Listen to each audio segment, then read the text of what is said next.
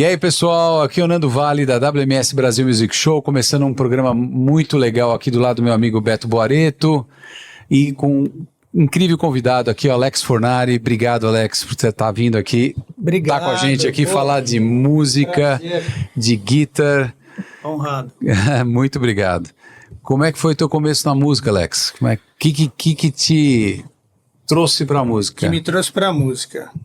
Sim, a história que eu te falei, Sim. dos bastidores. Sim.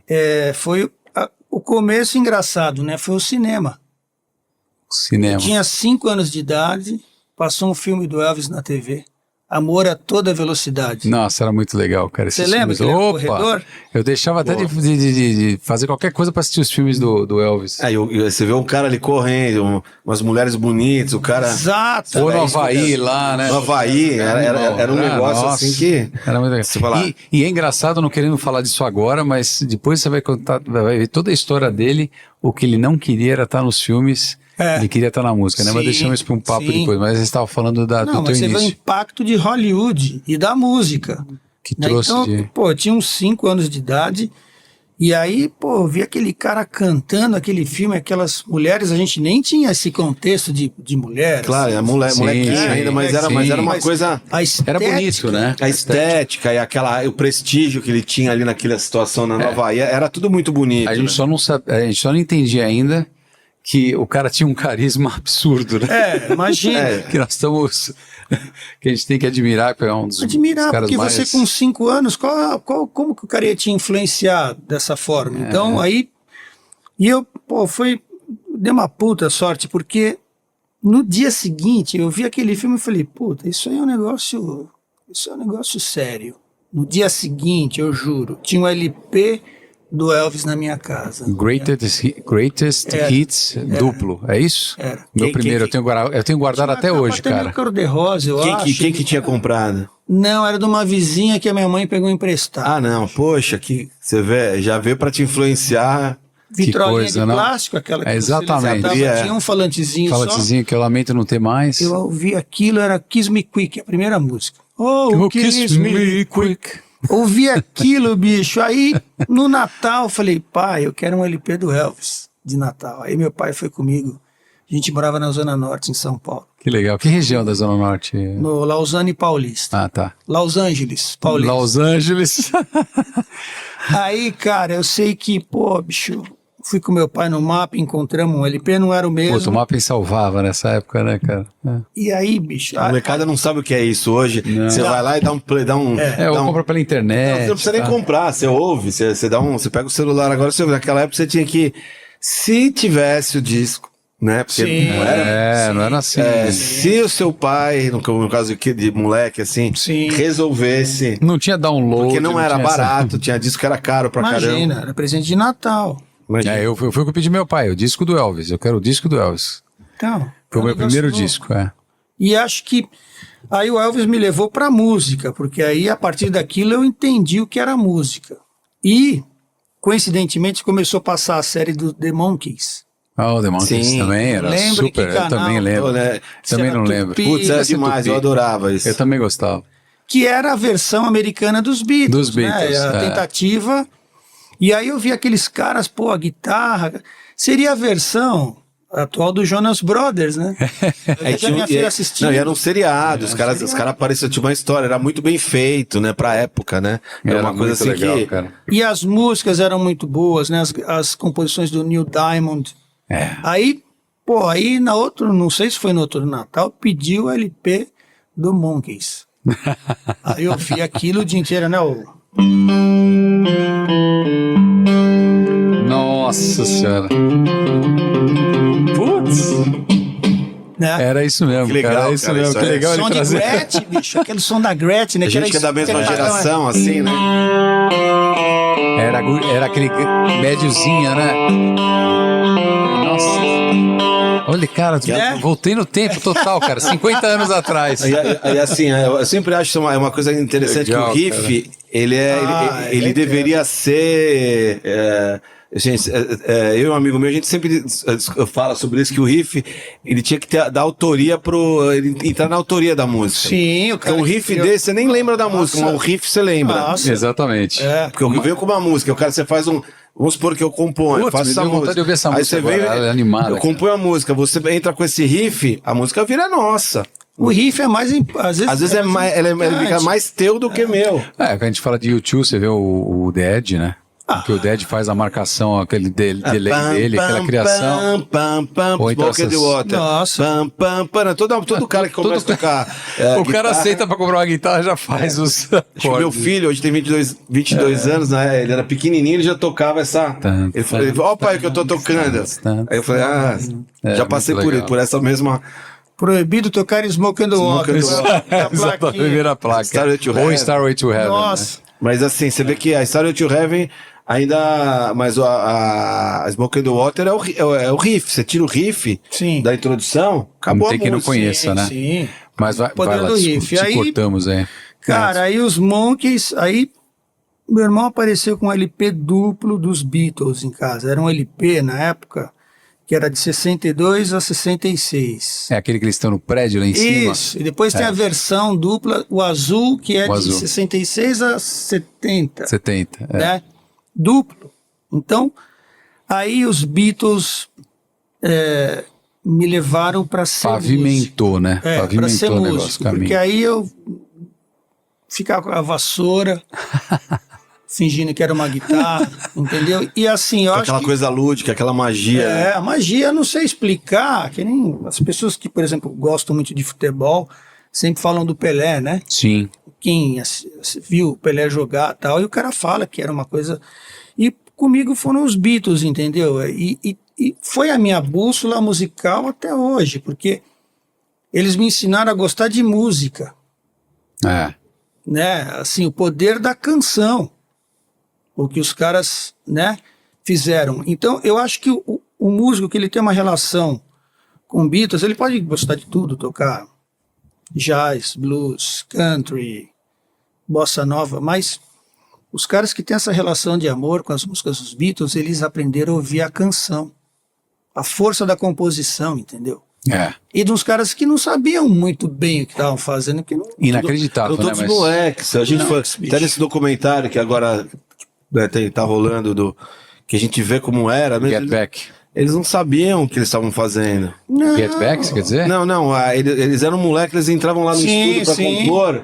Mas o Get Back eles já estavam mais avançados, né? Eles já estavam mais... já estava acabando. Né? Exatamente, Eles já estavam ali, eles não estavam afim de mais. Eles eram os moleques que se juntavam ali pra tocar e... Já eram conhecidos, né? E eles tocavam num pub, a única coisa que eles tocavam todo dia, né? Sabe o que eu acho legal? Era a irreverência, né, Alex, Beto? Era o fato de, nesse caso do Get Back, eles foram os primeiros a fazer um show no teto de um prédio. Sim. Né? Então, e eles mostraram receio, vamos, não vamos, ficamos na dúvida e tal. Aí eu até sempre comento, né?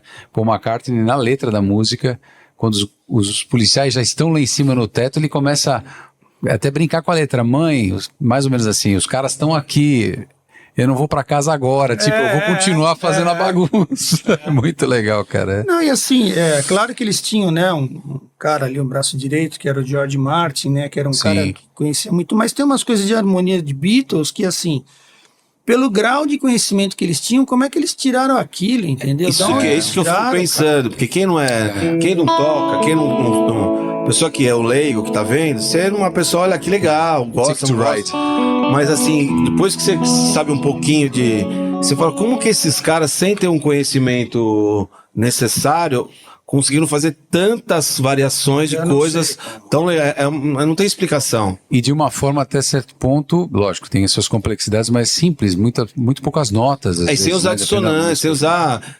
Cara, mas tem coisas geniais, esse Ticket to Ride ele faz, né? Guitarra 12 cordas, né? Sim.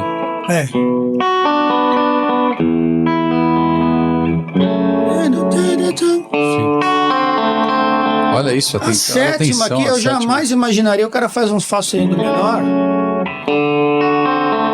Você não vai buscar essa nota, não é natural, né? Não é incrível, cara.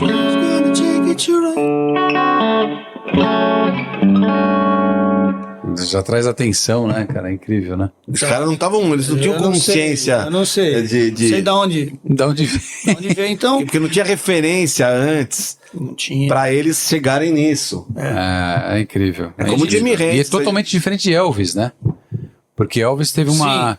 Eu tava vendo até um documentário há pouco tempo, que tá na Netflix, e ele teve uma parada aí, teve 14 anos de início de carreira, depois parou um bom tempo por causa do exército, né? Sim. E quando voltou...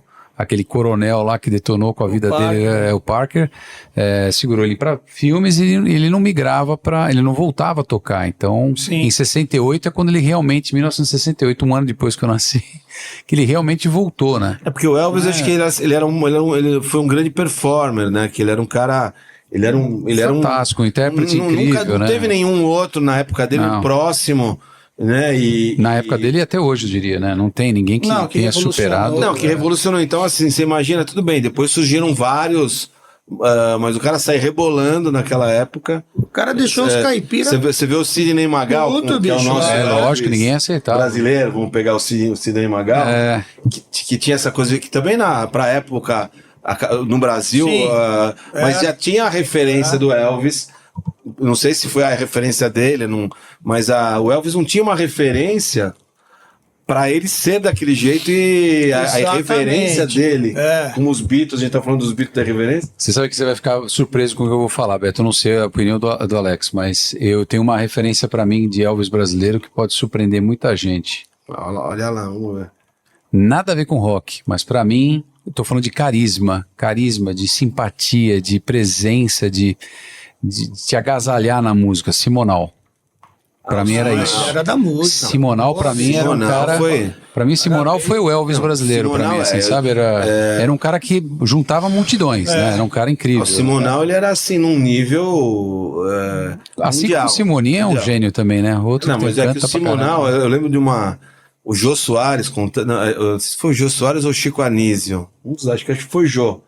Eu não lembro. Que ele chegou no Teatro Bandeirantes e tava tendo um show do Simonal. Sim. E na rua de trás, no Teatro Bandeirantes teve o programa de Chacrinha, na Brigadeiro ali. E na rua, na Martiniano de Carvalho, eu até morei nessa rua, por acaso eu morei numa outra parte. Parte de trás tinha um barzinho assim, então ele chegou para entrar por trás, o Jô, ou o Chico, não sei, acho que foi o Jô Soares. E ele foi tomar um café antes, que ele entrava por trás também no lugar dos artistas. Quando ele chega lá, ele vê o Simonal e fala, mas pô, Simonal, não tá fazendo show hoje? Não, tá no meio do show, só sai só pra tomar um café. Ele saiu no meio do show dele, show acontecendo, então tem um momento que fica a banda, sei lá como é que era, os dançarinos. Ele saiu do teatro por trás, foi no boteco do lado, tomou um café e voltava pro show. Que doido. Acho que o cara era o Red Bull da época, era o café. Era o Red Bull, mas você imagina um artista ter essa presença. Eu achei aquilo sensacional. Você sai do teu próprio show, sai do teatro. Né? Eu falei, pô, mano, não tinha lá pegar um cafezinho. Falei, pô, mano, não tinha um cafezinho pro artista, época, né? Mas acho que ele curtia ir lá tomar o cafezinho. No boteco ali do lado. E o cara falou, pô, não, aí entrou com ele no show, mas vamos lá, vamos voltar. Aí você falou dos Beatles, desculpa, Alex, a gente se distrai com um papo agradável. Né? Aí começou o lance de ter o violão, né? Por perto, né? Primeiro violão, você cantou primeiro violão. Mas isso por uma opção ou porque foi... Eu queria tocar. Queria tocar guitarra, mas naquela época...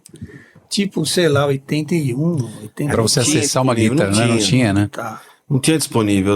Que coisa, né, cara? Nem violão direito tinha, na verdade, né? O meu primeiro foi um de Jorge Tonante. O meu foi um rei dos violões. Um amigo meu falou, esse violão desafina só de olhar. Que eu cheguei com o violão... Ele desafinava sozinho. Que era um vizinho meu que já era concertista, assim, o Denis. Aí ele deu uma aula, duas, assim, eu voltei com o violão afinado, ele... Quem que afinou pra você? Eu falei, não, eu tentei assim, mas não sei. Não, mas tá bom. Ele falou, porque esse violão ele desafina só de olhar.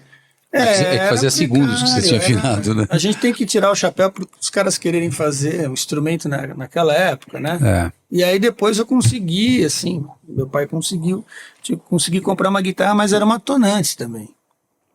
Então ali foi um teste de ferro, né? Se eu queria realmente ser músico, porque os instrumentos eles não ajudavam. Nada, eles acham que eles mais atrapalhavam quase do que ajudavam. Mas era parte de um sonho, né? A vontade, né, cara? E botava as músicas dos Beatles e ficava tocando. Aí eu lembro que em 83 veio o Kiss pro Brasil e aquilo foi um estouro aqui. Eu não conhecia o Kiss e quando eu vi aquela, né? Aquele teatro falei, todo, né? aí o som, eu falei, pô, não sabia se eu detestava ou se eu gostava daquilo. Meu irmão comprou LP, meu irmão mais velho. Aí quando eu vi o som das guitarras com drive, isso acho que 83, eu falei, opa, aí a coisa virou a chave de novo, guitarra com drive. Sim. E eu dei uma sorte porque o que acontece, engraçado, né? Essa turnê do Kiss, em 83, é uma turnê do Creatures of the Night, né? Desse álbum, que é o melhor álbum do Kiss, porque depois eu virei fã do Kiss e conheci a discografia inteira. Sim. Né? Cara, recentemente eu ouvi de novo, falei, deixa eu ouvir para ver como... Se era bom mesmo. Era muito bom e assim, foi uma tentativa do Kiss soar como Led Zeppelin. O som de bateria, o som do John Bonham, as guitarras, assim, aí eu, ao mesmo tempo eu fui enganado pelo Kiss, porque as guitarras eram um trabalho um negócio fora do comum. E quem estava na capa eram os membros originais da banda, o Ace Frehley, que era o guitarrista. Sim. Só que ele não gravou o disco. Não era ele que estava gravando. Não era ele que estava tocando. E eu virei fã dele. Achando que era ele que tocava. Que tinha gravado? Então, cara, aquela turma da pesada de Los Angeles, guitarristas já de... E tem uma coisa, bicho, tem uma música que chama I Still Love You, que tem um solo de blues, que foi o Robin Ford que gravou. Caramba, olha o nível. cara. Que foi uma tentativa do Kiss fazer um Since I've Been Loving You, do Led Zeppelin, do Led Zeppelin. né? Que até em 6/8 a música, inclusive. Sim. E um solo de guitarra, eu ouvi de novo, falei, pô... Aí tinha boato que era o Robin Ford que tinha gravado. Eu falei, Robin Ford gravar com Kiss, né? É. E aí eu vi uma entrevista dele... Porque os caras, que ele falou... lá ele em contou estúdio, a eles não deixavam os caras... Aqui no Brasil mesmo, tem muita banda Não, que os caras... Eu já fui dublê já gravei, foi? o cara da banda só dublava. Olha que louco, cara. Atrás no backstage, você dublando? Não, gravei a Gravou solta no estúdio, né? Você Solta disse. no VS. A banda, quem gravou foi só o cantor, entendeu? Entendi. O resto foi músico de estúdio. Né? Porque tinha os músicos de estúdio, né, aqui em São Paulo, né, Pedro Sim. Ivo, Sim. os caras que eram os caras... Então eles gravavam todo mundo. Albino, Jotinha, o Jota, né? Então assim, eles gravavam todo mundo, não era a banda dos caras. Não, muitas vezes a banda era boa, não é que a banda era ruim, mas os músicos de estúdio eram os músicos que resolviam, chegava lá... E de certa forma você vai chegar nisso, né, Alex? Que é onde você trabalhou muito também. Fiquei 30 anos. gravando. Só quando era ao vivo, aí a banda gravava porque não tinha jeito, né? Ao vivo, aí já era problema deles, né? Lógico, é outra história. Porque às vezes, às vezes a banda, os caras eram limitados, e às vezes o produtor queria uma coisa a mais. Porque os caras eram mais artistas do que instrumentistas, músicos mesmo, né? Tocavam, né? Então, Incrível isso, né, cara? Eu já fui o Robin Ford também. Pelo menos nessa da versão situação. brasileira. Algumas vezes. Robin Ford na versão AliExpress. AliExpress. Gostei. AliExpress. Boa. Né? Então aí, pô, o Kiss... E aí, claro, né, abriu as portas para eu ouvir. Claro, veio Led Zeppelin, Black Sabbath. Um atrás do outro. Yes, Jethro Tull. Aí chegou o Van Halen com o Beat It. Né? Quer dizer, claro, ele já era o Ed Van Halen, mas eu tinha, sei lá, era muito novo. Teve chance de conhecer um desses caras pessoalmente na tua carreira, toda essa carreira musical? Pessoalmente, conheci o Michael Landau, eu sou um grande fã. Eu tive chance de fazer aula com o Calvin Heine, que ele é o guitarrista do Supertramp. Não acredito, você fez aula com o guitarrista? Fui na casa dele. Na Inglaterra? Não, mora em Los Angeles. Ele mora em Los Angeles, né? Em Topanga. Puta, que legal, hein? Supertramp era uma banda que eu também sempre gostei muito. Mas ele é um cara de estúdio, ele é um cara muito conceituado, assim, muito... É considerado um dos 10 melhores guitarristas do mundo. Não sei que lista é essa também, mas não é da Rolling Stone. Cara. Não é da Rolling Stone. Não, mas é que assim, os caras de estúdio do Brasil já tem que ser bom, imagina lá. O cara é o nível de exigência, o nível de exigência para o cara ser músico de estúdio, que são os caras que gravam todo mundo. Não, mas fazer aula com um guitarrista do Supertramp, brincadeira. Cara, na casa dele, bicho. Falei, bom, bora, vamos lá, né? Isso foi que ano, mais ou menos? Não faz muito É que você tempo. você já tocava, você já tava num nível... Foi recente, faz 2016. Isso porque você já não tocava nada, né? Aí ele foi fazer aula. Essa é a prova de que a gente tá sempre morre sem aprendendo, tocar né, nada, cara? Não é adianta, verdade, você cara? passa a vida com Mas é legal isso, vou falar pra galera que assim, nunca deixar de estudar, né? Nunca deixar de... Não, eu queria ver o rolê, do cara lá, bicho. Nossa, Que é animal, isso aí, um ídolo, né? Achei legal você que já era um músico de alto nível ir lá e fazer aula com o cara, até exatamente, porque pra aproveitar uma aula dessa, e o cara também não vai dar aula pra qualquer um, né? A gente até depois eu fiz mais uma aula com ele, depois eu fui no show dele, a gente até... Se você força a barra, você acaba até ficando amigo do cara, mas não é o caso. lógico, eu voltei pro Brasil... Tem que ser uma coisa natural. É a né? minha vida, né? Não é isso, Sim. né? Então, mas conheci algumas pessoas, assim. E aí voltando, né, com esse lance de música, quer dizer, aí começaram as bandas, comecei a tocar bandinha cover, né? Você estudava nessa época? Ou você foi mais de ouvido e de se atirar, copiar? Não tinha esse lance de professor, né? Não. Não. Eu morava numa cidade também, morava em Mauá. Mauá, Né? tá. Meu pai, a gente se mudou de São Paulo, da Zona Norte, para Mauá. E aí, naquela época, né, a gente ficou bem isolado. Né? Mauá era menor ainda, né? Era menor. Não tinha. Tive um professor de violão e, enfim, mas comigo sempre funcionou mesmo com meio que autodidata, meio que procurar um caminho que eu... Porque também, às vezes, é um método que eu também não me adapto e... Aí você mudava não o tem a método. fórmula. Então, eu cheguei a estudar em conservatório, né? Mas, assim, aquilo que eu aprendia no conservatório... Era muita teoria e tocar... Entendeu? Eu queha tocar Shine on a Crazy Diamond, do Pink Floyd, entendeu? Eu queria saber como que era aquilo, como que era aqueles sons de guitarra, como é que o cara usava pedal, né? Como é que... E nessas escolas, na época, o cara abriu lá um livro de exercício, de partitura e... Põe os caras pra... você tem que tocar... Deixa os caras lá e...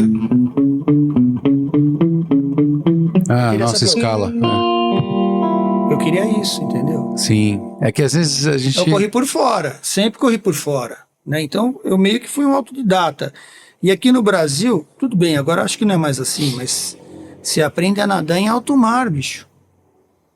Quando eu entrei no mercado profissional, eu fui aprendendo, fazendo, né? Vai meter na cara. Vai meter na cara. Quando eu fui gravar a primeira vez em estúdio, né, com um artista, então, você não tem um preparo, uma escola que te preparou para aquilo, entendeu? Pessoas que te prepararam. Então, você vai com a... Você é mais jovem, você tem mais coragem. Então. Você se atira. Hoje eu já tenho medo de tudo. A gente vai já ficando mais cauteloso. Até para saltar de paraglide ou qualquer outra coisa, né? Nem pensar, não tem russa, então. você não, né? Então. Aí você pensa na mão, se eu torcer a mão não vou tocar. Tem uma série de coisas. E aí, bandas covers, então com 15 anos já comecei a tocar com banda cover. É que naquela época também as bandas covers, elas tinham muitas, né, bandas covers, né? Porque a nova geração, porque a gente fala hoje num 2024, né? Mas naquela época, hoje vem todo mundo pro Brasil, já é um roteiro obrigatório das bandas. Naquela época eu não via ninguém tocava no Brasil. Então a molecada queria ver as bandas que compravam o LP, que tocava na rádio, sei lá, que naquela época as rádios tocavam.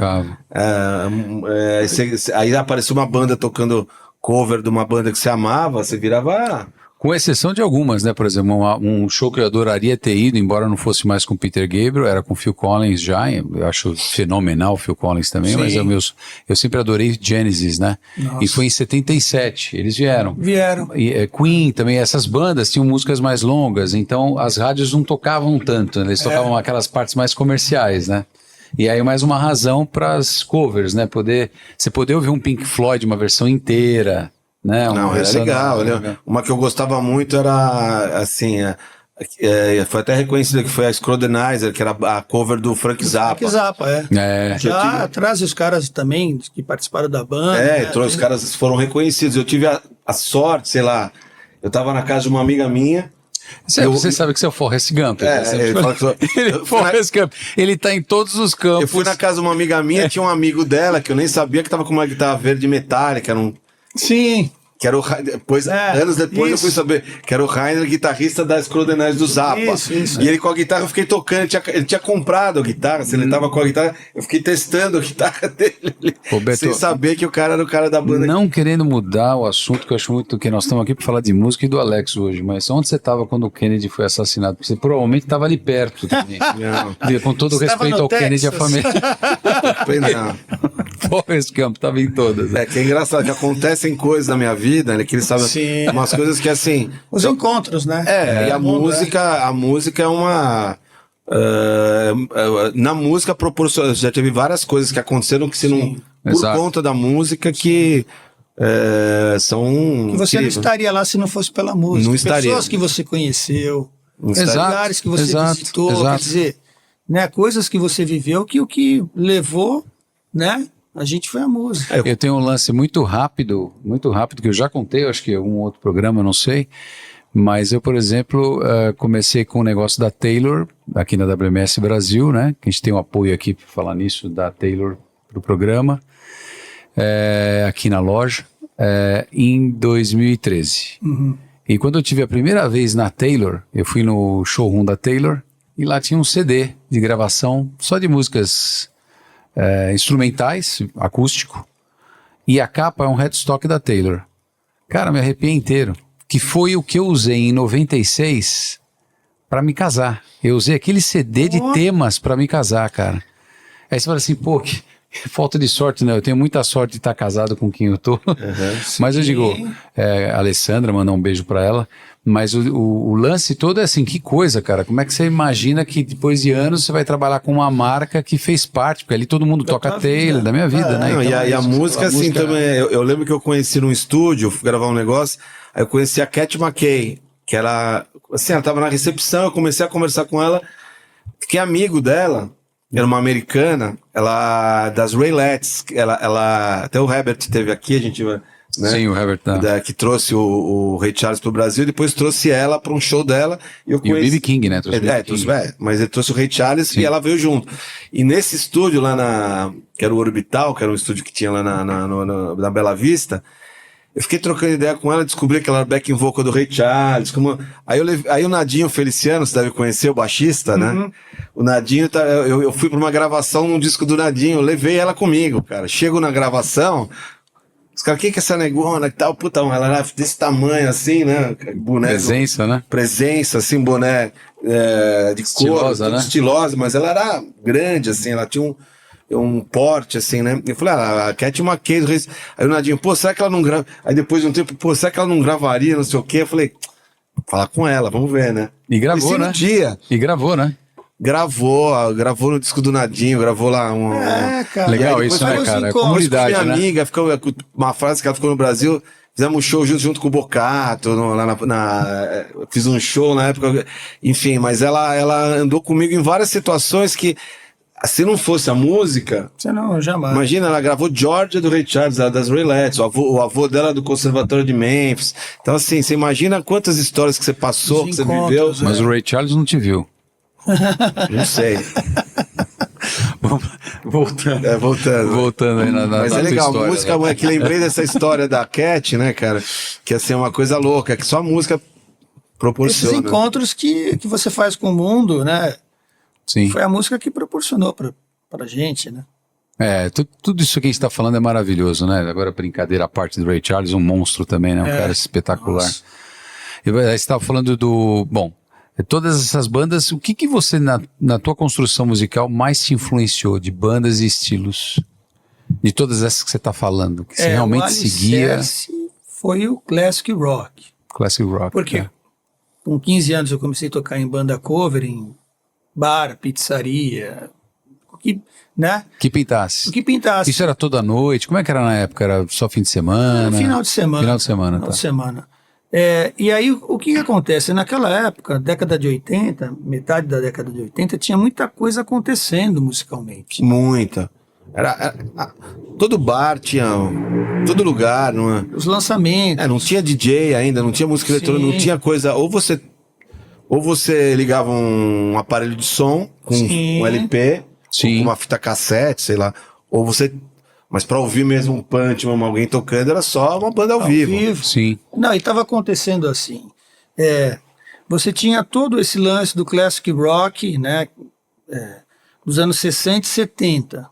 Já ainda no inconsciente coletivo. Todo Que mundo, tinha pirado o cabeção da humanidade. todo mundo. Sim, sim. Aí o Yes lança o One of Lonely Heart. Nossa. 90.125, Trevor Rabin. Aquele negócio, aquele som de guitarra, aquela qualidade de gravação. E aí, você tem a cena também, por exemplo, além, né, de todo o pop que estava acontecendo, estoura a cena da Inglaterra dos Smiths, do The Cure. Outra fase super legal Super também. legal, muito pinta lá o... Pô, já tinha o The Police, Nossa, The Police. Que era incrível. U2 né? começando, né? Tears for Fears fez Nossa. The Songs of the Big Chair. Duran. Pra mim é o tanta melhor gente. álbum de pop da década de 80. O Tears for Super Fears é Tramp, realmente... né? Entendeu? Você falou Supertramp. pô. Então esse material a gente tocava ao vivo, ele era muito rico. Pink Floyd. Pink Floyd, quer dizer, pô, ainda não Até de tinha... antes, né? Mas a gente ainda tava naquele lance ainda do The Wall acontecendo e tal. Então, o material era muito rico. Estoura também o rock nacional aqui, que pra gente já era como que eu vou dizer, uma esperança. Sim. Você ter rock no Brasil, né? O rock nacional, ele foi por um caminho diferente, porque é do jeito que o brasileiro conseguia Porque era limitado, não tinha os equipamentos, não tinha... Em 81 ele não tinha nem acesso a uma guitarra. Então, não tinha drive, Não, mas tinha coros, entendeu? O próprio Rock Então, in Rio, os caras que... Eu já vi várias entrevistas, né, de pessoal que participou, assim, do primeiro, que os caras falaram que os caras boicotaram os brasileiros, né, em termos... que os brasileiros não sabiam mexer naquelas mesas, ninguém sabia mexer. Os caras chegaram com os equipamentos, que os caras olharam assim, e os brasileiros não sabiam nem operar aquilo. Era outra, a gente estava muito abaixo. Então, hoje você tem um Taylor aqui, nós estamos aqui na... Imagina que esse Taylor você não sabia nem que existia. Imagina. Né? E a Taylor está desde 74 no mercado. Desde 74. a gente estava muito fora do eixo, né? Então, aí pintou esse boom do rock nacional, e isso foi legal porque fomentou outras bandas e tal. Então a gente tocava também, da mesma forma que tocava Beatles, Deep Purple, tocava Smiths, The Cure, ou, sei lá, Tears for Fears, Santana, Pink Floyd. Também tocava Paralamas, estava acontecendo. Capital Inicial, Lulu, Legião Urbana. Tava né? tudo no mesmo cesto, pra mim, é legal, tudo é música.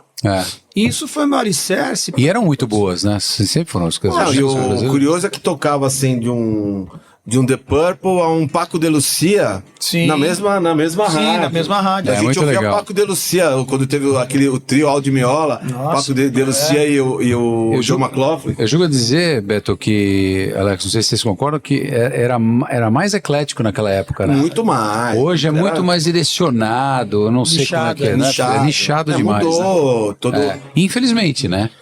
Porque todo mundo teria que ouvir tudo quanto é tipo de eu acho música, que tem os lados positivos, tudo sempre vai ter, eu sempre acho isso, eu nunca, isso é uma opinião também, né? Sim. Tem cada um, mas assim, eu acho que assim, claro, a gente é uma época que só tinha o rádio, né? E a TV. Não tinha o Sim, telefone. agora o acesso é muito agora mais você tem fácil. o telefone, você pega o telefone aqui, o Spotify, o Deezer... Você tem liberdade de escolher o que você quer ouvir, né? Mas também tinha uma questão, para quem era artista, se você não fosse eleito pela gravadora, que era 5... Tipo, a MTV era uma mulher que escolhia o clipe. Se ela falasse não, uma mina lá. Você não entrava na MTV. É um processo seletivo complicado. Era muito difícil. Eu fui no programa fui num show do Léo Jaime. O Léo Jaime conta as histórias. Você já viu a história dele, Alex? Não. Eu não vou contar aqui porque a história é dele, né? Mas é muito engraçado. Naquela época dos caras ficarem cercando letras de música, etc. Ele tem umas histórias engraçadíssimas, porque quem não foi no show dele que vá, porque é sensacional. Ele tem uma história... Vale a pena. E hoje em dia, assim, você tem muito mais gente produzindo música. Eu fico pensando às vezes a respeito disso. São 150 mil artistas por semana lançando no mundo. Antes não tinha uma produção desse tamanho, era reduzido. Sim. Então você tinha... Os que apareciam eram muito... Você ficava... Você viu um negócio desse, você falava, que é isso? Que não tinha essa... Agora é muita gente, só que você não consegue ver o que é. Olha, se fosse lá atrás um Bruno Mars, hoje seria um Michael Jackson. Eu acho que na proporção de fama. Sim. Porque ele é um baita músico, Sim. cantor e dança pra caramba, também faz coreografias, um cara completo. Baita de um músico. Mas você vê que ele não tem a mesma expressão no mercado, eu tô falando no mercado, né? Que um Michael Jackson alcançou. E teria tudo para alcançar, né? Porque é um baita agora potencial. Muita concorrência, muita opção, é muito grande também. Né? E acaba nichando. A gente foi assim, eu acho que a gente foi privilegiado desse começo de 80, assim, lançamentos que ficaram para a história. Por exemplo, eu ouvi o Money for Nothing, do Dire Straits, lançou, então... Também, Eu lembro que a gente ficava ouvindo o dia inteiro, você ficava ouvindo... O bailinho, né, tinha aqueles bailinhos, as domingueiras, e aí aquela música começava... É o Sting, né? Era o Sting que fazia a voz. Uma cama de teclado, as pessoas estavam dançando música lenta, não sabia exatamente, quem entra... Aí todo mundo ficava meio...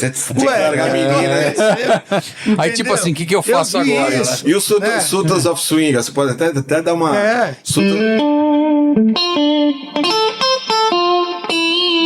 Que timbre, né, cara? Animal. O cara queria isso, né? Mark Knopfler, né? Não, e você vê uma coisa assim, né? O Mark Knopfler, por exemplo, ele é um cara que as grandes referências dele é o Hank Williams, do Shadows, sim, e o Chet Atkins, que até eles fizeram um álbum juntos, né? Eu não sabia que a referência dele era Chet Atkins. Porque até o fato de tocar sem palheta. Não, e tocar sem palheta naquela velocidade, cara, foi uma coisa... E o lance dele... Ele faz... E o lance disso que ele faz com o dedão, ele usa até 3 dedos, eu acho, ele não usa os 5, Você vê ele no palco, eu já vi ele com o Eric Clapton, ele é muito, o tamanho dele, quando você vê, você fala, pô, os caras ficam pequenos perto dele. Ele é um monstro. E assim, uma música que nem o Sultans of Swing estourar na rádio, acho que a música, se não me engano, ela é de 77, se não me engano, e me parece que foi gravado em 8 canais. Olha só. Caramba. E acontece o seguinte, o cara, ele canta e faz uma frase, entendeu? A música ela é preenchida o tempo todo com as frases de guitarra, ele interagindo com a guitarra dele. E assim, quando você vai tirar essa música, já aconteceu, na época eu tirei tudo igualzinho, né? Sim, sim. O cara...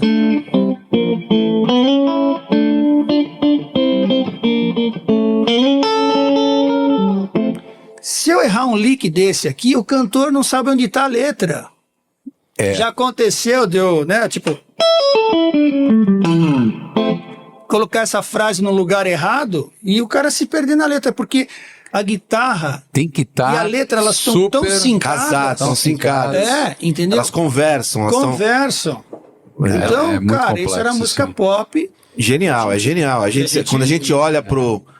analisa, assim, porque assim, o fato de ser músico faz com que a gente consiga enxergar a genialidade. Quando a gente ouvia quando era moleque, você só ouvia e achava legal, né? Mas quando você olha, você fala, caramba... O que eu admiro, né? E o que eu admiro muito, por exemplo, uma coisa que eu curto demais, Alex, é cantar, né? Então eu admiro muito quem toca um instrumento e canta e as duas coisas não estão batendo. Ele tá fazendo uma coisa, tocando e cantando de outra forma. O John Mayer, o Dave Matthews, esses caras. O John Mayer, aquela Neon. Pô, é um negócio que é muito complexo. O violão, né? Ele faz guitarra. Com afinação diferente. Drop C, em dó, tá em dó. Eu já vi ele fazendo um acústico com violão. Então, é muito complexo. Se você gosta de cantar, então se torna um desafio para hobbyista como eu, por exemplo, que não sou um músico profissional, mas é gostoso você explorar esse campo e se... Como é que você se coloca numa situação, peraí, deixa eu ver se eu consigo chegar nisso, né?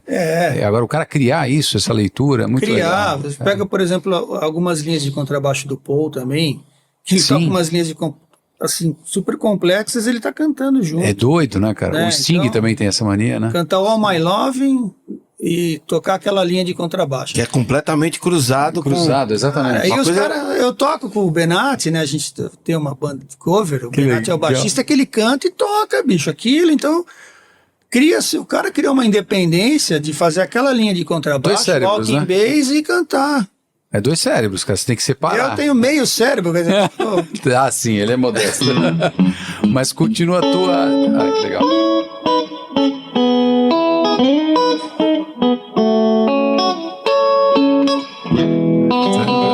isso é a influência do Xerex. Close your eyes. Eu né? acho.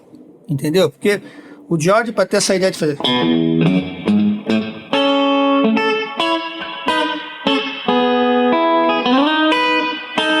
Olha só. Olha isso, cara. Olha isso, olha esse acorde.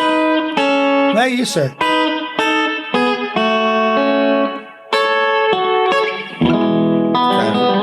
É incrível. Nossa, genial, É cara, genial. genial. Parece São que... os detalhezinhos Não, e o que pior- ó, você tocou não, e- errado a vida inteira, não, mas um dia você fala... Não, mas o pior é que você Peraí, ouve tem uma assim, nota- ouvindo de uma maneira... parece simples. É tão... não é. Não é. Não, você ouve... Você fala, um negócio de quermesse. É um negócio genial. Você toca agora, você olhando assim, o shape, vendo... Você fala, caramba. Não é comum aquela nota que você fez distanciando, Não é. né? Aquela... Eu nunca tinha visto assim, vendo assim, ó. Ó, porque não é... A gente levaria... Peraí, repete como você levar... Como a pessoa... Faria assim, né? Faria assim, Faria né? assim, né? Seria o lógico. Opa, não. É. Aqui, né? É, muito legal. Mas atenção.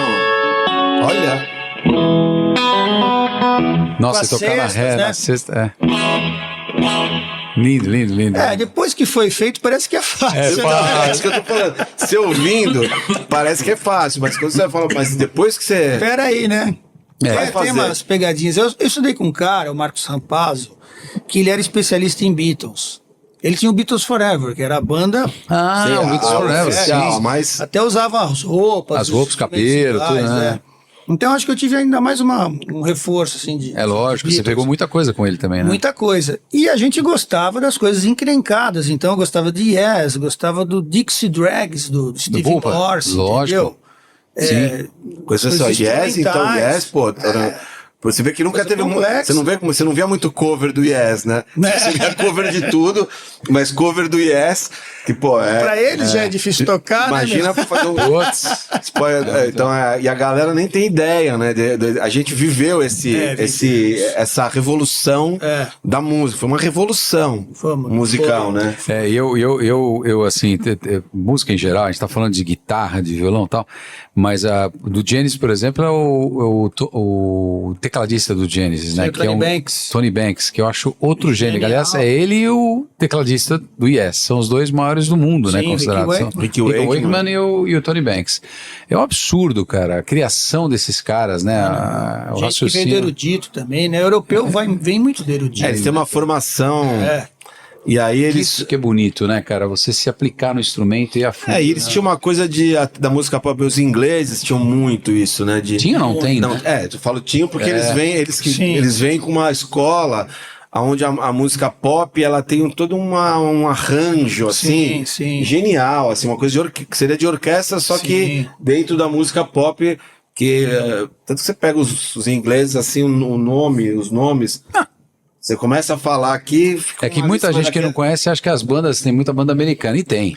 Mas o rock é inglês. O rock é inglês. Rock é inglês. E, cara, O rock é inglês. E você vai ver as marcas. Né? Você começa Sting, Sting, o The Police, Led Zeppelin. Led Zeppelin. Todos eles. Purple, Sabbath, todos eles Black são. Sabbath. Então, Foi imagina. a banda que inventou o heavy Que metal. inventou Queen. Entendeu? Queen. Nossa. Eu acho que o Império Britânico não é brincadeira. Aquela ilhinha, meu amigo. Oi? Aquela ilhota. Faz música Mas muito sabe bem. que eu vi faz o música Ian muito Gillan, bem. né, falando, o cantor do Deep Purple, o que foi o rock and roll para eles? Eles estavam no pós-guerra. Na Segunda Guerra tinha acabado, acho que acabou em 44. Segunda 45. Guerra. 45. 45, é. Essa geração Maio de 45. nasceu por aí, Juro. entendeu? Num perrengue. Num perrengue com a Inglaterra meio destruída, sem porque esperança. Sem esperança. Imagina você, tudo destruído. Bem, ganharam a guerra, mas eles estavam destruídos. Pessoas doentes, frio, não tinha Sim. aquecimento, não Sim. tinha comida. Trabalho. Teus pais morreram, amigos, tudo.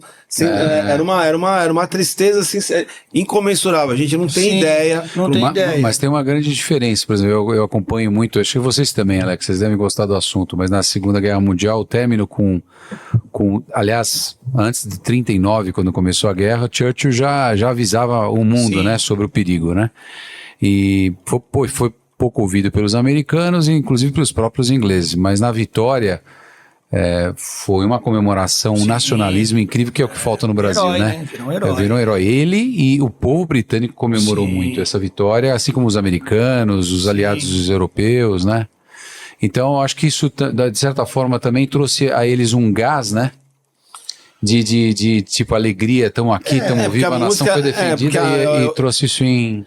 Eu concordo, acho que também, né? Também. Porque a música, se a gente for ver, ela é o resultado de coisas que você vive. E você tem que ter inspiração, né? Você tem que ter inspiração. Uma vez perguntaram pro Charlie Parker o que precisava fazer para tocar igual ele. Falou, você tem que ter vivido o que eu vivi. Lógico. São experiências diferentes. Ele ficava ouvindo os caras tocando num lugar, ele ficava ali ouvindo para tentar... Passando por todo o problema racial. O Ray Charles, todos esses caras que eles passaram na vida, né? E o Guila, ele encerra falando assim, que quando surgiu o early rock lá, o Elvis, o Chuck Berry, os ingleses se apegaram àquilo como uma coisa, entendeu? De como é que eu vou dizer? Um conforto, né? Sim. Porque então, você vê que a guerra ela teve esse papel no rock britânico. A música tem que ser festa, né? E quando você pega Beatles e pega as letras... É só alegria. É só alegria, cara. A primeira música deles, qual que foi? All My Lovin', acho que foi? Não, foi... I Wanna Hold Your Hand. I Wanna Hold Your Hand. Acho que foi Love Me Do. Love Me Do foi a primeira. Love Me Do. Foi a primeira música... Então, assim, era só letra legal, cara. Só falava de coisa boa. Porque, cara, a gente... Tristeza ninguém mais aguenta. Sabe? Exato, né? Que é diferente do blues, que os caras, durante o sofrimento, os caras faziam o blues. Infelizmente, né? Mas assim, na questão, né, do sofrimento, mas você vê que até o sofrimento... A música, ela... talvez não existisse o blues se não fosse sofrimento. Não, eu acho que... Não existiria o rock, o jazz, se não fosse o blues. Exato. Você vê que o blues, ele traz... aquele sofrimento fez com que várias coisas... A gente teve até outro programa, né, Beto, que a gente estava falando, Alex, sobre a influência da cultura africana. Eu sei que eu sou repetitivo, até falo muito de Dave, porque acho que a galera nova nem sabe o que é Dave Matthews, né? E eu até reforço Dave Matthews acústico com o Tim Reynolds, para mim é um dos melhores shows acústicos que eu já vi, né? No planeta, junto com Eagles, no Hell Freezes Over, etc e tal. E esse cara é um sul-africano, então ele tem muita influência africana no som dele, no toque no violão, né? Sim. E eu acho que, tenho certeza que o blues, o jazz, tudo isso aí, se não fosse a cultura africana, cara... Porque o ritmo vem dos caras, porque a música europeia é riquíssima, você vai pegar Debussy, Chopin, Bach, né, Vivaldi, mas o ritmo mesmo... ele é africano. E a influência disso no Brasil também, né? Com a região Bahia, é fantástico, cara. Toda a música, acho que teve a sua importância inegável, a música clássica, né? No período que ela realmente surgiu. Sim. Mas imagina se só tivesse aquilo. Parece que a história do jazz, o que eu ouvi num documentário, e alguém também falou isso, era o seguinte... Existiam os escravos e na casa das pessoas, né, dos donos dos escravos, lá dos senhores, né, os coronéis, tinha piano. Porque eles estudavam música clássica, as filhas estudavam música, todo mundo estudava piano. Sim, era as mulheres de entrada, né? E o escravo começou a ter acesso ao piano, entendeu? Os que ficavam na casa. Brincar com o piano e ali surgiu o jazz, meu. Que é um jeito de tocar piano... Com aquele swing todo, entendeu? Na hora que o cara botou a mão ali, mudou a história. Porque era um instrumento para se tocar música clássica. O próprio pianista dos muito Beatles doido, que né, mudou, cara? Muito né? O pianista dos Beatles. Billy Preston. Então, Billy Preston, quando ele tocou Get Back, por exemplo, aquelas músicas do trabalho Get Back, fantástico. então ele revolucionou o negócio totalmente. Ele Piano elétrico. Ele lá, trouxe Nossa, o swing, lindo. ele trouxe Era um Rhodes, né? ele trouxe o swing, aquela coisa Sim. afro pro negócio, né? Então, se a gente pegar na história, né? Não tem, não tem bobo. né? E aí essas influências todas te levaram pra música. Que caminho? Você saiu da banda cover, que você trabalhou muito tempo. Você ficou Com quantos vários. anos com várias, né? Mas a principal você ficou quanto tempo? Talvez uns... Depois eu entrei numa banda cover muito importante na época, que era o Rock Memory, que era uma banda que A tinha... Rock Memory Tinha LP gravado. Não, era uma banda que foi LP. famosa, né? Rock Tem ainda Memory. acesso disso aí? Desculpa te cortar, Beto, mas tem acesso ainda no Spotify? Será dessa banda? Será que tem material? Eles lançaram... Legal, né? Ela não continuou? Como é que foi a história do Rock Memory? Ainda existe, mas o que acontece, né? As bandas, elas vão se dissolvendo, não tem Claro, jeito. vai morrendo um, vai... Ou você Desde migra de... 80 essa banda existe. Claro. Desde Né? 80. Desde 80. Então, imagina, 44 anos, é isso? 80, 44 Que nem anos. assim, que a gente teve aqui o Sandro Reich, filho do Netinho, né? Dos Incríveis. Sim. Que só que acho que só tem um Netinho, né? O Monito sim. morreu. Do Memory já foram alguns também embora. Então, mas era uma banda de cover profissional, que tocava tudo igual, que cantava igual, que tinha equipamento, que levava PA, que tinha lugar de ensaio, que ensaiava-se 2 vezes por semana, então era muito profissional. E eu entrei nessa banda com 19 anos. Eles já Uma tinham escola. 40. Nossa, cara. Eles já eram pessoas experientes e eu era o bobão ali. Sim. Entendeu? Então eu tive que me virar, eles curtiram lá, né?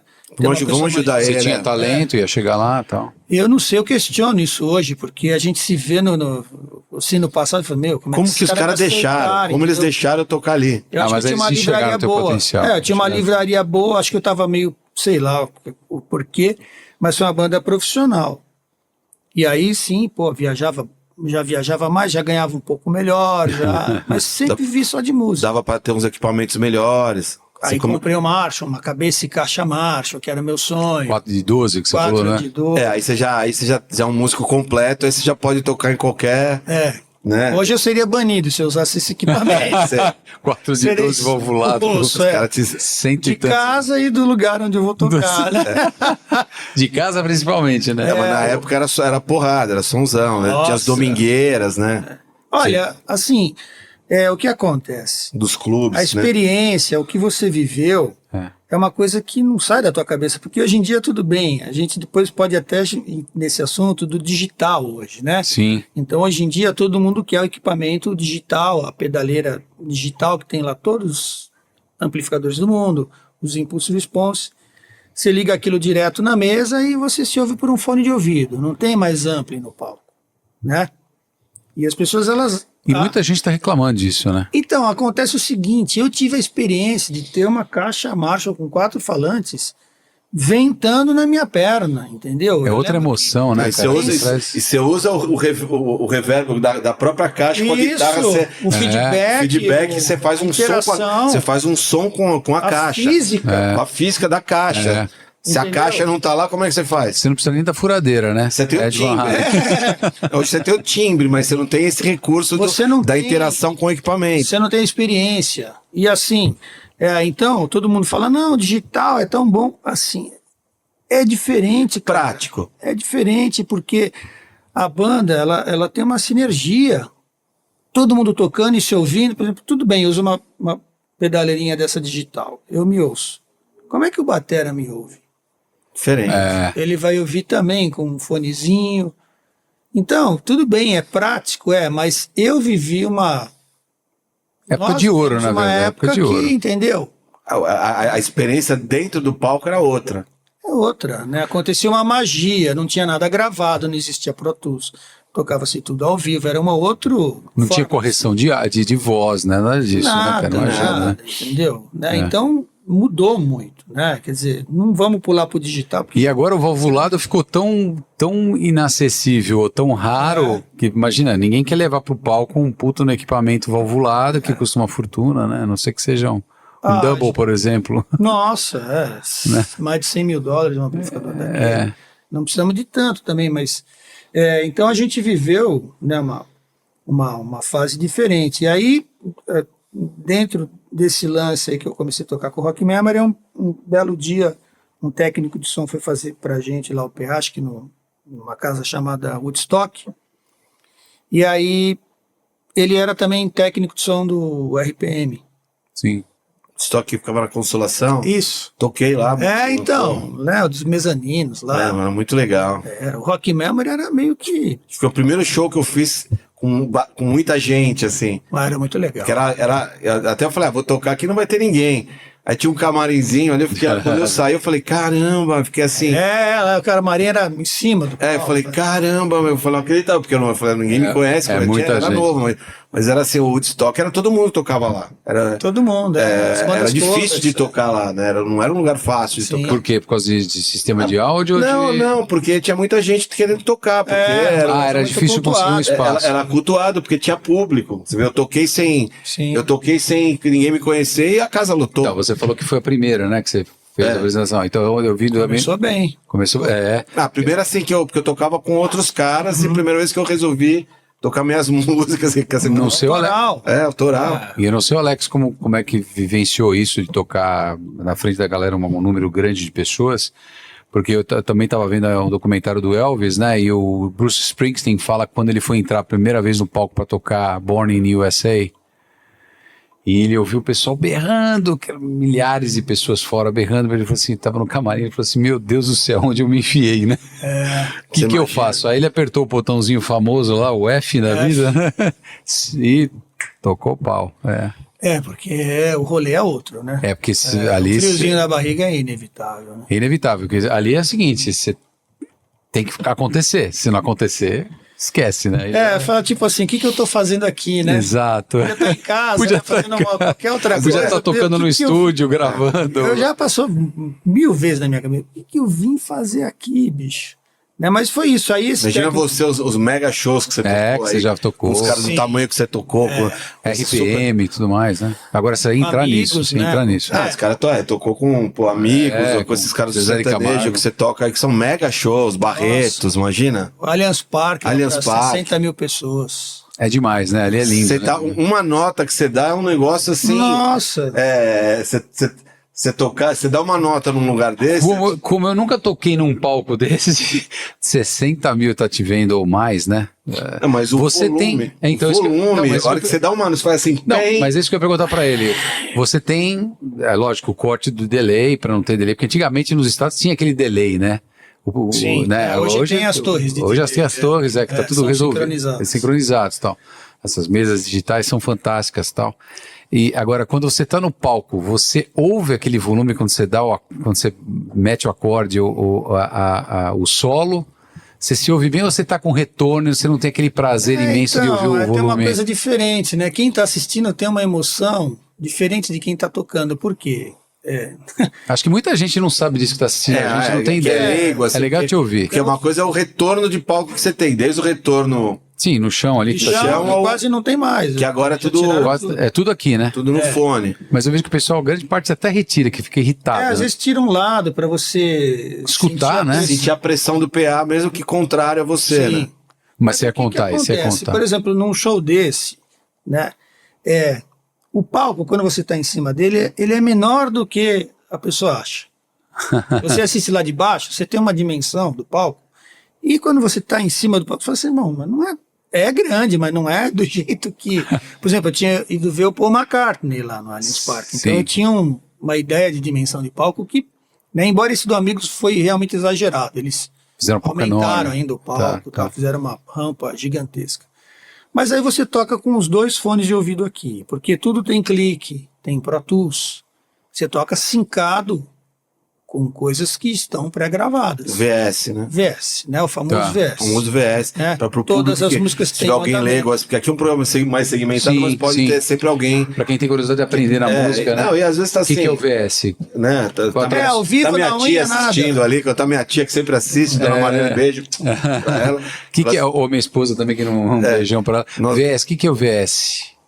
O que é o VS? Explica pra ele que o que é o VS. Tem uma tradução. Antes teve antes do VS e o VS, só pra ele... O VS primeiro foi a Holland que fez, né? Que era uma mesa que você disparava lá os áudios. Que dava uns problemas, né? Dava problema. O batera ficava controlando. É um playback, é como se fosse um playback, não. Você toca, por exemplo, vamos dizer o seguinte, o que acontece? Hoje, você vai num show, tem 4 pessoas em cima do palco.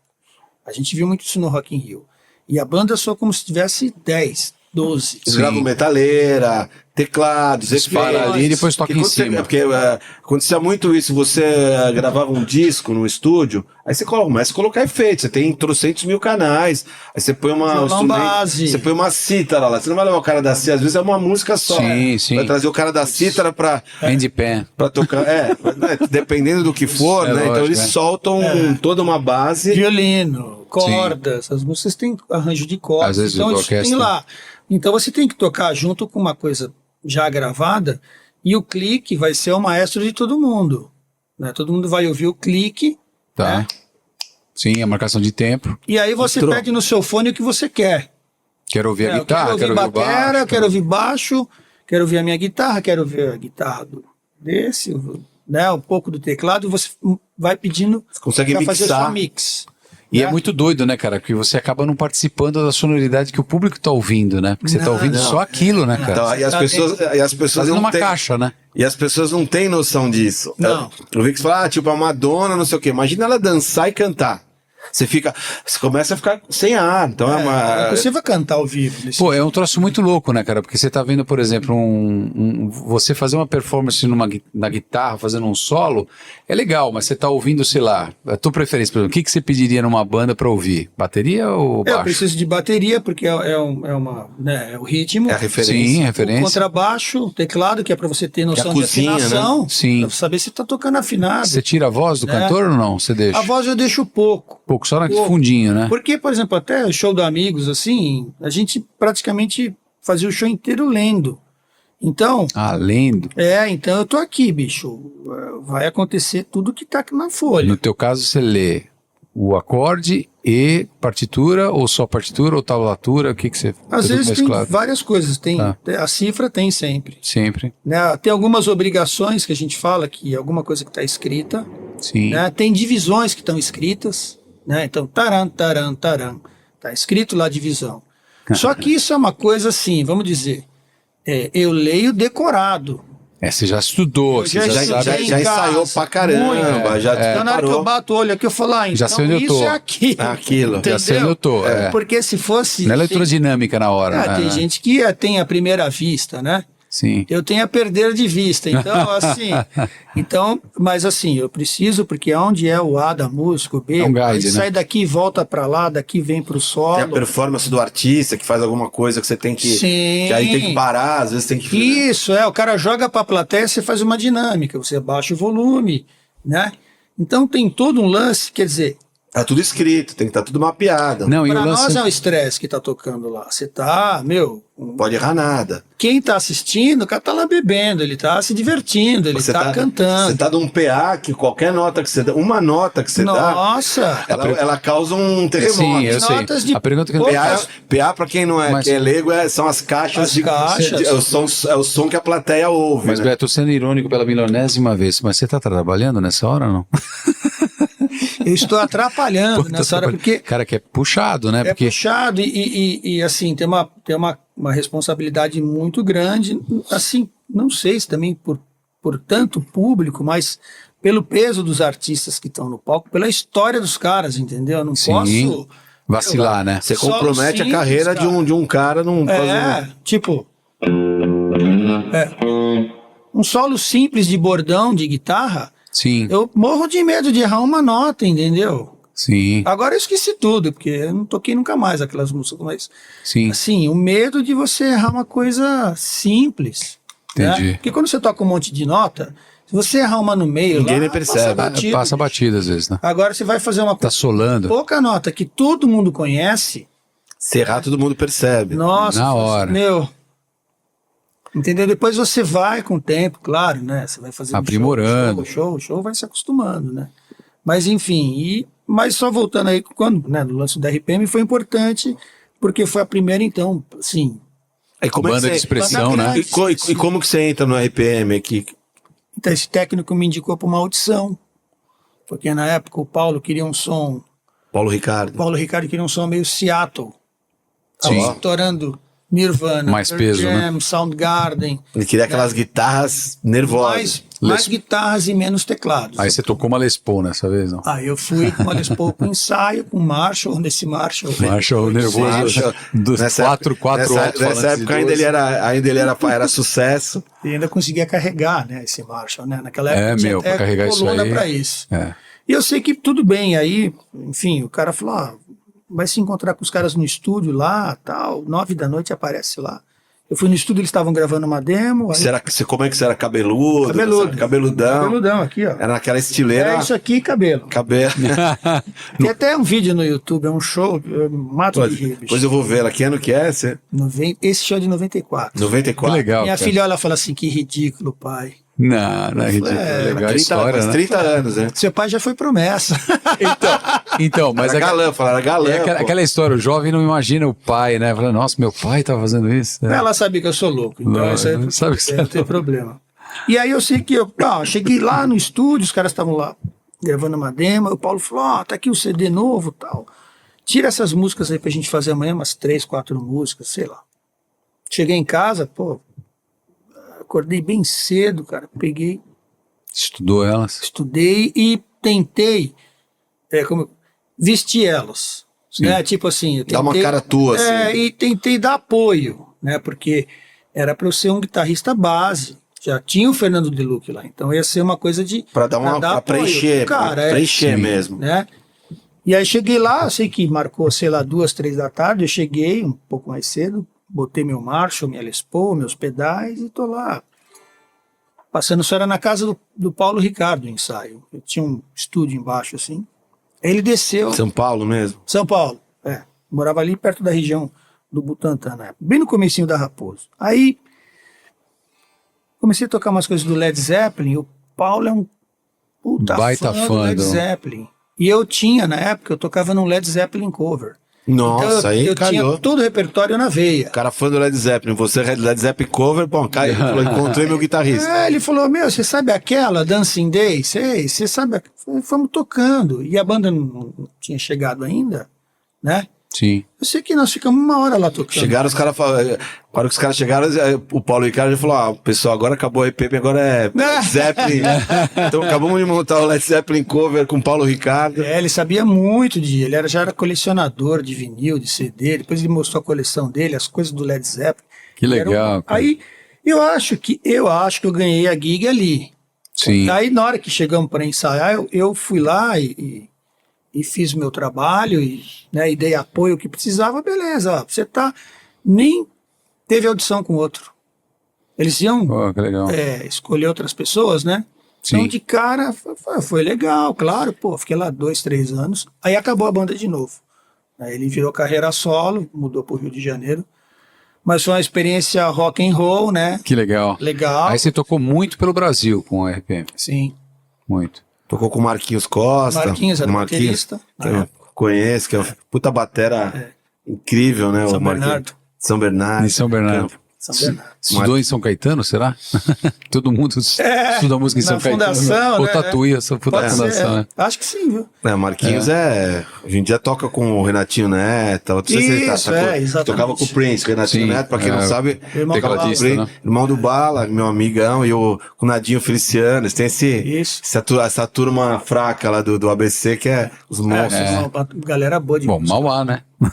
E aí saía de Mauá e ia ensaiar lá no Butantã.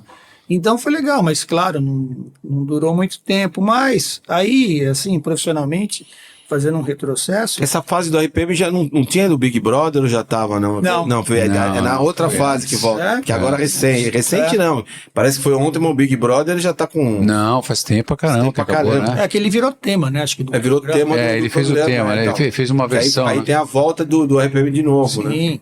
Mas ele é um grande compositor. Eu presenciei coisas lá, do cara escreveu uma letra assim, em 10 minutos. Uma puta letra, entendeu? Sim, a gente estava experimentando as coisas, ele estava numa época de experimentar sons e tudo mais. Foi legal, mas é um ciclo que acabou. Que se fecha, entendeu? acaba, E né? se fecha e E aí, eu voltei a tocar nos bares de novo com as bandas covers. E nesse meio tempo, eu acabei me apaixonando por lance de guitarra country, que era uma coisa que não tinha muito na minha livraria. Mas eu com 17, 16 anos, eu vi um vídeo do Albert Lee tocando, uma Telecaster, aquelas coisas chicken picking. Eu falei, o que é isso? Rápido, uns negócios. Rápido demais, bicho. E aí... E alegre, né? Alegre, feliz, bicho. Era Eu acho só... demais, cara. Cara. Sabe, só tudo, né, tudo Legal, feliz. né? Pô, eu falei, eu quero ser feliz. Eu já tava de saco cheio daqueles Yngwie Malmsteen, daquelas coisas, Sim. sabe, muito virtuosas e tal. Sim. E eu gostava muito do Steve Morse, que ele tinha a banda Dixie Dregs, que ele era um cara que ele bebeu do bluegrass. Então ele é Dá uma palhinha só pra galera entender do que a gente tava... Steve Morse, assim. o Steve Morse, por exemplo, aqui eu tô sem drive aqui, mas, por exemplo, se você tocar isso aqui, ó. Sim. Com guitarra limpa é uma coisa. Se você botar drive, que eu não tenho aqui, hoje eu vim comportado, né? Quis fazer Disciplina, muito barulho. disciplina. Mas Sem o amp, inclusive. se você botar isso com drive, vira rock. Entendeu? E o Steve Morse, ele tinha... Então, quando eu falei, peraí, eu vou estudar esse lance de guitarra country. E não tinha nenhum movimento de guitarra country no Brasil, não tinha movimento de música country no Brasil. Isso aí, 90 e pouquinho. Aí, de repente, você se interessou do nada, assim. Do nada. Falei, isso é uma coisa que eu quero ter na minha livraria. Eu quero tocar legal rock and roll, quero tocar um pouco de blues, mas o country é uma coisa que eu tive um chamado. Eu falei, eu achava super legal. Aí fui estudando. E aí o que aconteceu? Aí teve o boom da música country no Brasil por causa de Garth Brooks, O Shania Twain. Shania Twain é demais. O Alan Jackson. Né? Alan Jackson. Nossa, Né? é muito legal. Chattahoot, aquelas coisas, né? Cara, eu ia para os Estados Unidos a trabalho, eu só ouvia isso. Pegava carro e pegava as estradonas dos Estados Unidos, eu só botava country, cara. É demais, é demais. Muito legal, né? Puta estilo na guitarra, né? Aí eu falei, bicho, e aí eu fui me interessando, tal, fui estudando. Quando teve esse boom de country, as duplas sertanejas começaram a flertar com esse Flertar com isso daí, porque não era, porque tinha a música sertaneja raiz, Isso. que era Tunique Tinoco, E Que a é lindo, romântica. que é lindo. e a romântica que tinha aí Sérgio Reis, essas coisas. Que é maravilhoso, né? Maravilhoso. E aí começou a ter a música sertaneja Pegando, né? mais pop, Uma country. carona, sei lá. Que é universitária, que eles chamam ou não? Não, a universidade é mais recente. Foi pré. Universitária foi. Aí teve esse movimento e aí eu fui tocar, eu tinha uma banda country, a gente tocava cover e música autoral. A gente tocava num bar e aí o Eduardo Araújo viu a banda, achou super legal e me chamou para tocar com ele. Aí que eu fui legal, tocar cara. com ele, né? Porque ele tinha um trabalho country já mesmo, assim, bem gravado e tal, e comecei a trabalhar com ele. E continuei com as bandas e tudo mais. Depois dali eu fui trabalhar com o Christian. Do Christian Ralph. Christian Ralph. Porque a dupla tinha rompido, e aí o Christian queria montar uma banda solo, e o guitarrista seria o Álvaro Gonçalves, que tocava com a dupla. O Álvaro tinha ido pro, acho que Chitãozinho Chororó, ele me indicou para ir trabalhar com o Christian, né? Sim. E ali eu conheci um outro tipo de artista, entendeu? Outro tipo de linguagem. Você tava no rock lá do Paulo Ricardo, daqui a pouco você entra no... É muito louco isso, né? Porque você tá visitando Mas várias... sempre foi uma zona de conforto, porque o Christian era um cara roqueiro. eu tô ligado. Tudo que eu te Entendeu? falei, né? Até te contei aqui nos bastidores do... Isso. né? Como o Hudson do Edson e Hudson também era roqueiro, só que eles eram do interior. A Hudson E era aquilo roqueiro? tá- Eu não sabia dessa, não. O Hudson Sim, era. ele adora o Slash. Aliás, o Matheus, do Jorge Matheus, quando eu tive com o Matheus uma única vez, ele tava indo assistir um show do Dave Matthews ao vivo em Nova York. Quem pode, pode. Quem né? pode. Não, eu achei curioso, porque eu tava lá pra conhecê-lo, né? E eu comentei, ele falou, o que você gosta de som? Eu falei, eu gosto muito de Dave Matthews. Eu falei, tô indo assistir o show dele agora lá em Nova York. Eu, no máximo, posso chega de metrô. O Bruninho, que virou Bruno do Malta, né? Sim. O vocal, então, ele é filho da prima da minha mãe, que era minha dentista, né? E ele foi ele começou assim, ele foi num sítio do Hudson, quando eles tinham separado, com a Isso, eles gravaram um álbum. aí meu primo chegou lá, tinha aquele vozeirão, eu nem sabia, porque eu ia no dentista, Eu vi ele, Bruninho, ali, ele tinha um... Desde pequenininho, um chiqueirinho ela deixava lá. Mal você sabia que ele era uns um dia minha mãe chegou e falou, você viu o Bruno? Um dia minha mãe falou, ele tava no programa lá da Globo, né, já na final, minha mãe falou, você viu o filho da Helena? Superstar, é isso? Superstar, né? Ele falou, você viu, vem ver o filho da Helena aqui. Eu falei, filho da Helena, mas não conseguia... Como assim? Quando eu vi ele... Aquele vozeirão, eu falei, caramba, que é isso?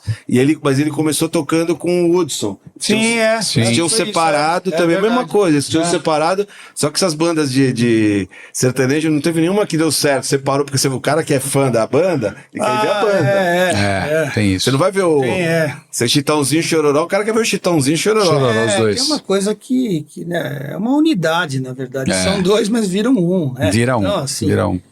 E aí o Christian, enfim, trabalhei com ele um tempo, mas eu também saí, porque ele também ficou devagar de trabalho, de show, carreira solo, é difícil. Só o Leonardo desses, porque o irmão morreu também. Morreu o Daniel também. Porque o parceiro lá morreu. E, bom, nessas, né, e aí já comecei a gravar. O Eduardo Araújo, ele estava produzindo um álbum lá, uma cantora lá no estúdio dele no Alphaville, e ele queria que eu gravasse umas 4 músicas, né, dessa cantora. Aí eu fui lá, tal, levei o meu equipamento e tal. Cheguei lá, o produtor, o arranjador das músicas era o Reinaldo Barriga, que ele era produtor de música, não só fez todo mundo do rock and roll, mas de música sertaneja. Ele participava do programa do Serginho Grossman, não é? Acho que ele coordenava lá a banda, acho que no Serginho Grossman. Barriga, não, acho que não. Era o Barriga? Não, eu vou lembrar quem é. Tá. Mas o Barriga era um produtor que fez Engenheiros do Havaí, Camisa de Vênus, essa turma toda.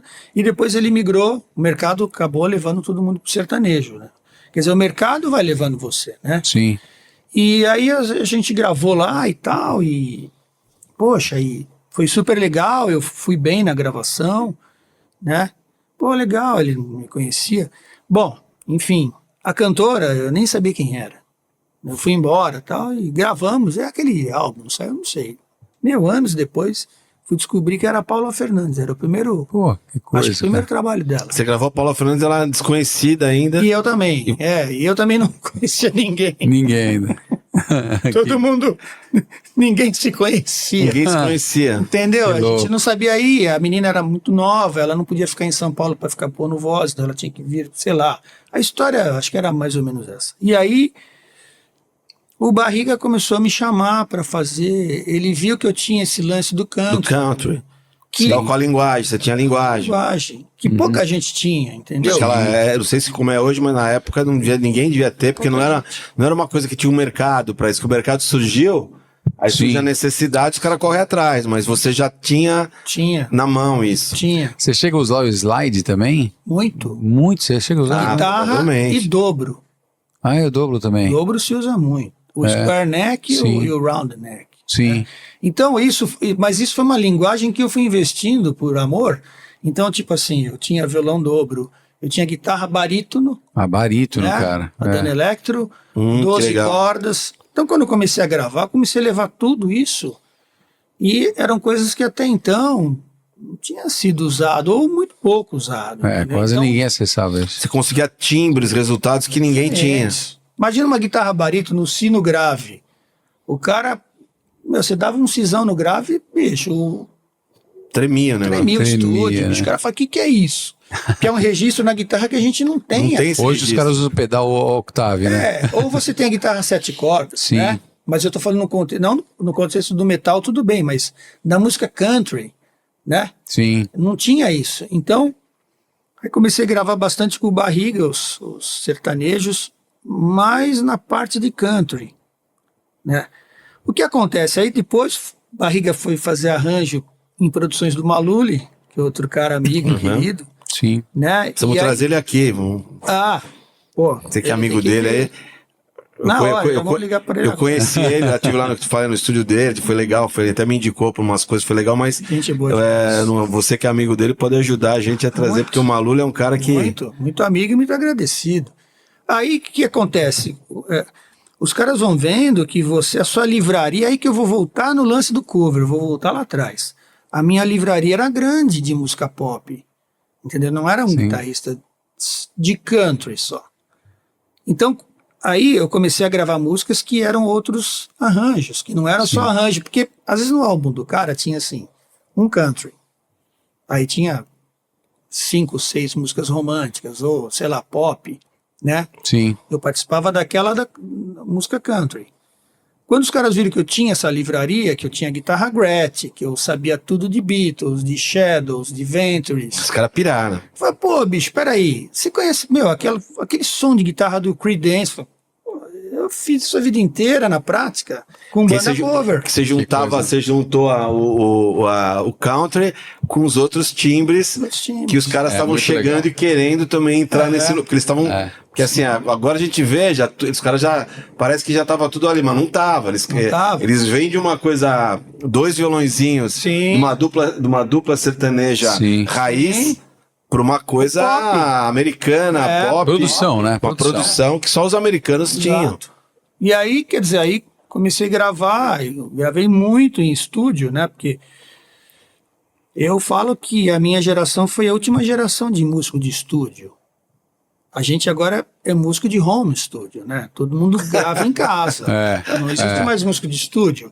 Você chegava lá no Mosh, por exemplo, 9 da manhã, você não sabia o que ia acontecer, bicho. O que você ia gravar com quem, que música, que tipo de música ia ser, né? Nossa, os veteranos, para eles tudo bem, gravava com o Pedro Ivo, com o Albino. Com a Albina. Né? Eles gravavam tudo, né? Claudinho Baeta mesmo. Mesmo o Baeta falou pra mim aqui, muita coisa do Leonardo, o Albino gravava CD, gravava mais ao vivo, não porque ele não tinha capacidade, que é uma puta batera, mas de produção, os caras já estavam lá, eles eram os músicos de estúdio. Sim, não tava na estrada. Não tava na estrada, e o cara tinha que viajar com o cara na estrada. Então não podia ir pro estúdio gravar. Você escolhe onde você quer ganhar dinheiro, filho. Não dá pra ganhar nos dois lugares. Ou você tá viajando, tocando ao vivo, tendo a sensação e os prazeres, os desprazeres da estrada, né? E o cara fica cômodo lá no estúdio, mas também não tem a vivência. Os caras profissionais. Então aí, quer dizer, as coisas foram aí. Eu fui pegando artistas com nome, aí o Christian Ralph voltou, né? Você estava em estúdio ainda nesse momento, então você estava com esses caras, Albino, Pedro Ivo, Jotinha do teclado. Só o cara fraco. A gente toquei com o Albino muitos anos depois. Assim, os caras eram assim, espetaculares. O Pedro Ivo, só um adendo, eu tive uma oportunidade, a Ana Torres gravou uma música minha, eu fui lá acompanhar, ela me convidou, estúdio do Neyzinho, lá tocava com o Leonardo. Cara, o cara tocando, gravando um baixo, parecia que ele tava... Era uma coisa... Era impressionante.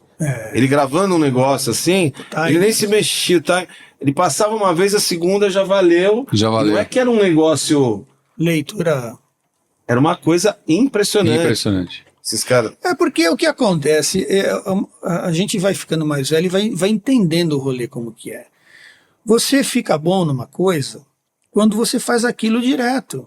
Então, o trabalho do cara era todo dia gravar. Ele ia pro estúdio, todo dia gravava o dia inteiro. Então, uma hora você vira excelência naquilo, né? Então, por exemplo, assim, o cara, eu quero ser um cara da música instrumental, tá? Quantos % da tua vida profissional você trabalha com música instrumental? O cara faz um show por ano, então é difícil ele ser bom naquilo. Ele vai ser bom quando ele começar a tocar 3, 4 vezes por semana.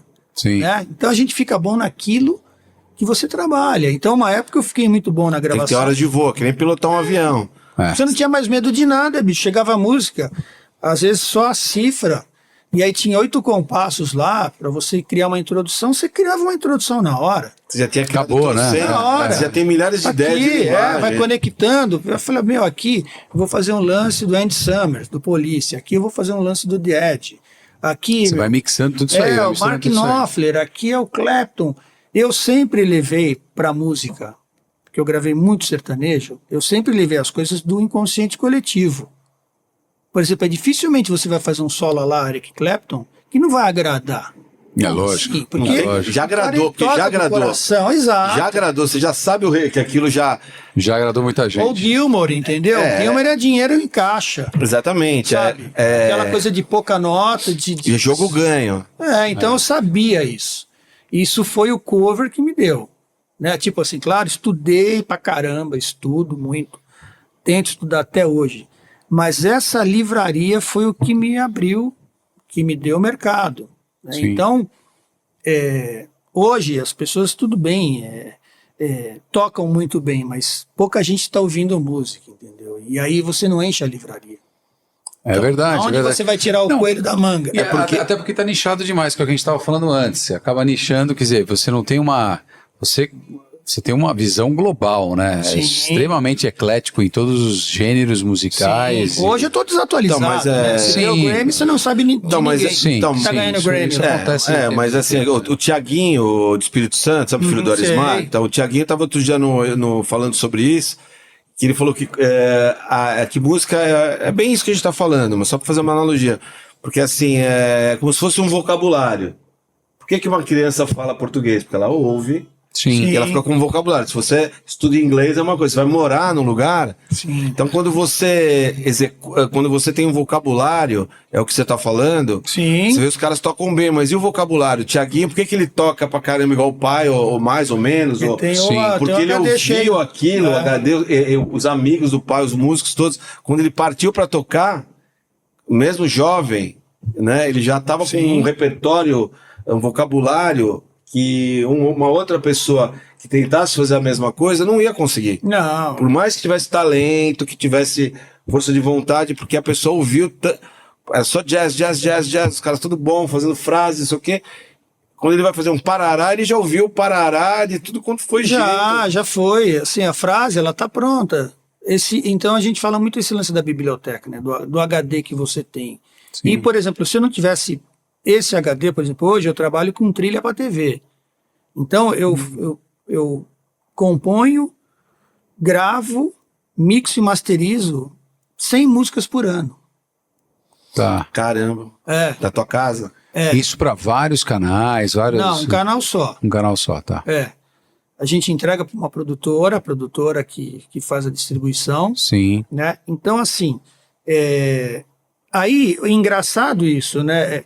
Por exemplo, eu posso fazer uma música a la Megadeth e posso fazer uma música a la Cher Atkins. Sim. Essa livraria, na trilha... Você tem tudo. Ela é importantíssima, porque um programa de culinária, às vezes vai tocar uma bossa lá. Né? E um programa de esporte vai tocar um puta metal. Sim. Isso é uma coisa dinâmica, né? Exato. Então a livraria eu tenho. Fórmula 1. Isso. Claro que eu não vou fazer uma música do Metallica com a propriedade que os caras do Metallica fazem. Quer dizer, quando eu falo fazer uma música do Metallica, eu não estou fazendo a característica. É uma sonoridade. Uma sonoridade que remete àquilo. Que remete àquilo. Até para ter uma identidade particular, né?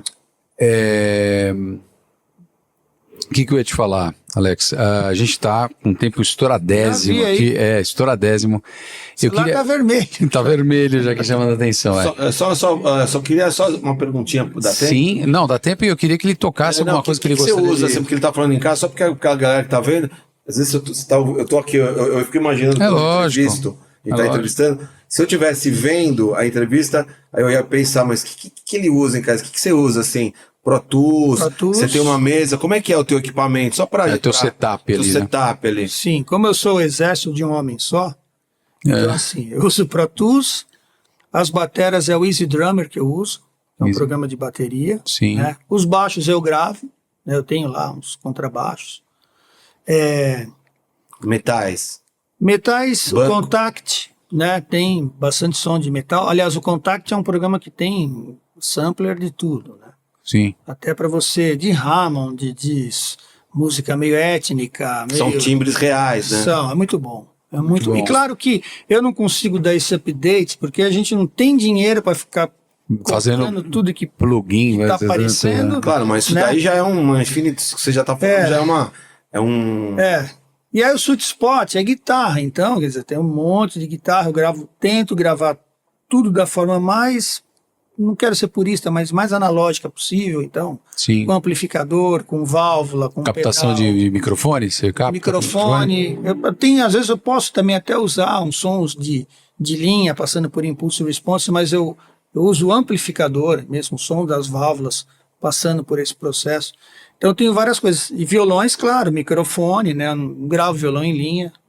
De jeito nenhum, De né? jeito nenhum. O violão em linha não dá. Essa guitarra que você tá usando, qual que é? Essa é uma guitarra aqui do Natan, é um luthier de Uberaba.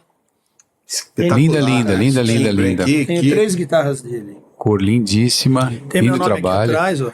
Olha que Muito bacana legal. o registro. Ele faz isso que a gente não consegue mais vender, né? Pra não vender. Né, Natan? Pelo contrário, quem é fã vai querer comprar uma guitarra E tua. gente tem- às vezes vão cantoras também, fazem ou é mais trilha mesmo. Olha, eu ainda gravo pra fora, né? Assim, gravo pra fora assim. Às vezes um cantor me manda, né, músicas pra eu gravar em casa. Geralmente agora 99% a gente faz em casa, em home studio, né? Então o cara me manda lá a sessão dele. Eu mando um LR, eu jogo no Pro Tools, ponho o clique, gravo as minhas partes e devolvo pra pessoa, entendeu? Já mando os meus áudios ou a minha sessão já As tuas trilhas você mix e masteriza tudo lá. mix e masterizo, eu faço tudo sozinho. E depois você tem que fazer as tags, né?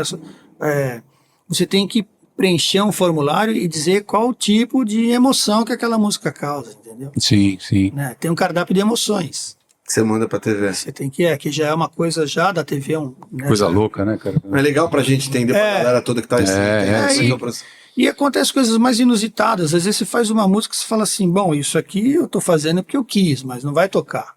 E toca, entendeu? E acaba tocando, né? Toca. E às vezes toca num programa que você não imagina. Que imagina. Às vezes Tocar, nem entendeu? você imagina pra um programa, vai pro outro. Você imagina de culinária, vai pro programa de culinária tocou uma música, eu falei, meu, quando a pessoa viu aquilo, ela deve ter passado mal. Mal, né? Sabe, ela deve ter ido no banheiro, porque não é possível. Alex, nós vamos ter que terminar o programa. Vamos terminar. Eu vou agradecer o pessoal. Clica aí para seguir a gente, clica no sininho. Mas eu queria papo ver um muito pupurri. legal. Eu queria ver um pupurri teu aí do que você quiser mostrar, ou da música country. Fazer um bluesinho. Um blusinho. E, cara, queria te agradecer imensamente a presença. Eu que Putz, é agradeço. assunto para 2, 3 dá vontade dias de ficar aqui aqui conversando. batendo papo. Isso porque a gente já bateu papo um tempão antes de começar Nossa, o programa, é. né? Nós temos aqui um ambiente de podcast pra galera que não entende, que tá dentro da loja da WMS Brasil. Que é incrível. Então isso aqui é itinerante. Nosso amigo lá, Rogério, que é da produção lá, tem que desmontar todo esse equipamento aqui, então a gente tem um horário Obrigado, aqui pra... Rogério. Você vai pro... Valeu, Rogério, pela paciência. nem consegui usar o capo, porque combina com a guitarra. Combina com a guitarra. Tudo bem, né? Mas terão outras vezes. Você pode trazer a usa próxima capa, às vez. vezes? Uso muito. Usa muito. Vamos ver ele tocar aqui.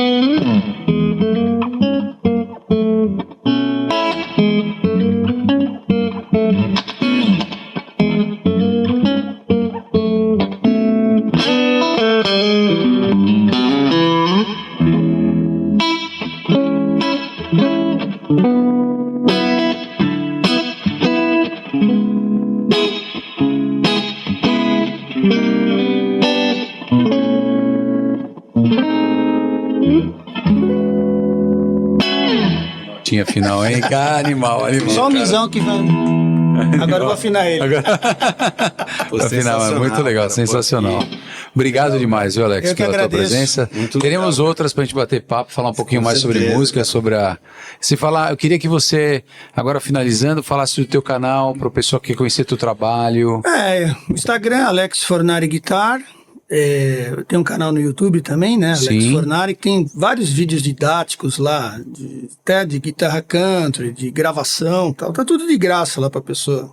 Olha que Então, beleza. galera, aproveita todo Aproveita. o know-how de quantos anos de trabalho, de 30, acho. 30 anos de música, com muita gente fera no Vocês não mercado. estão entendendo que esse cara aqui é um Imagina. Não, que isso. pô, Obrigado. Tem um trabalho instrumental no Spotify também, Alex No Fornari, Spotify. Encontra lá, legal. tem um trabalho chamado Colors, Colors. das minhas músicas instrumentais. instrumentais. Show. São suas, composições suas. Sim, a culpa é minha. A culpa é sua. É isso aí, cara. Obrigado, viu, cara? Amém. Obrigado. Abraços. Valeu, amigos. Valeu.